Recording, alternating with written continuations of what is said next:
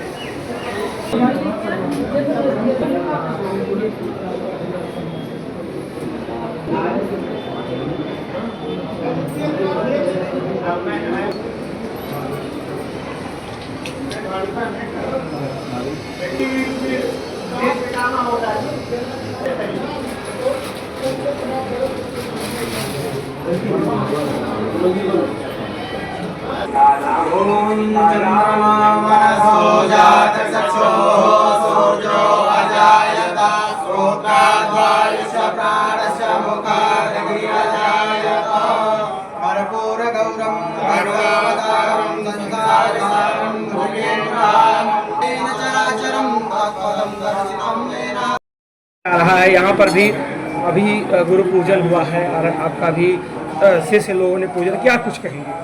देखिए, गुरु ब्रह्मा गुरु विष्णु गुरुदेव महेश्वर, गुरु साक्षात परब्रह्म तस्मै श्री गुरु। गुरु में ही सब समाहित है। गुरु में ब्रह्मा जी समाहित है, गुरु में भगवान विष्णु समाहित है और गुरु में भगवान भोलेनाथ शंकर जी समाहित है।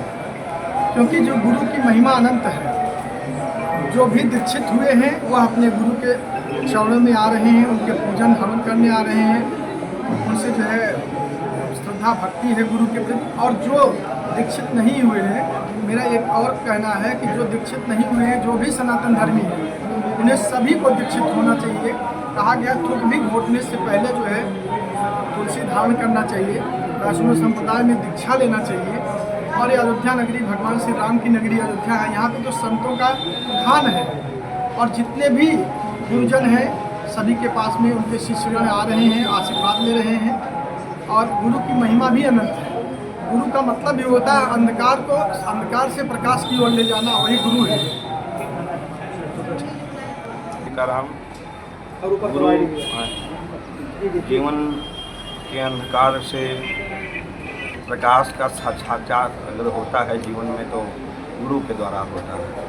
अभी तो गुरु महाराज के मुखारबिंद से आप सब देखे ही सुने ही, गुरु ब्रह्मा गुरु विष्णु गुरुदेव महेश्वर गुरु साक्षात परम ब्रह्म तस्मै श्री गुरु। गुरु ही सब कुछ होता है। लेकिन अगर जन्म लिया गया है मनुष्य योनि में जन्म लेने के बाद अगर साधु शाही परंपरा में संत के जीवन में अगर आप आ रहे हैं, गृहस्थ में रहते हुए तो अनन्य लोग गुरु मंत्र लेते ही हैं।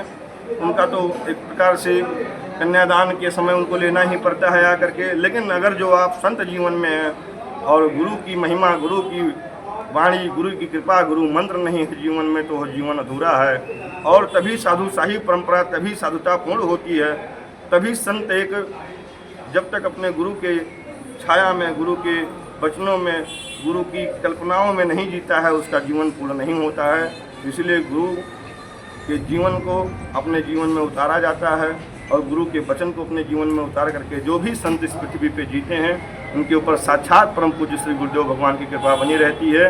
और आज गुरु पूर्णिमा महोत्सव है। आप सभी देशवासियों को बहुत ढेर सारी शुभकामनाएं परम पूज्य गुरुदेव की तरफ से, दास अभिषेक दास की भी तरफ से। और मैं ये भी कहना चाहूँगा अपने समस्त हिंदू जनमानस को कि ये पहले जो हमारी परंपरा थी, ये गुरु परंपरा थी, ना कि पुत्र की परंपरा थी। हमेशा गुरु और शिष्य की परंपरा रही है। तो गुरु और शिष्य की परंपरा को निभाएं, तमाम प्रकार की चीज़ों में ना जाएं। बहुत लोग बहुत कुछ कहते हैं, लेकिन गुरु और शिष्य की परंपरा में अगर जीवन कोई भी जिएगा, चाहे वो गृहस्थ हो, चाहे वो साधु हो, चाहे वो सन्यासी हो, कोई भी, यहाँ तक कि देखिए उस्ताद कहा जाता है सब जगह, जगह जगह लोग उस्ताद भी अपना बनाते हैं। तो जीवन में गुरु रखना जरूरी है। अगर जीवन में गुरु की परंपरा से जिएंगे तो जीवन बहुत सुखमय रहेगा।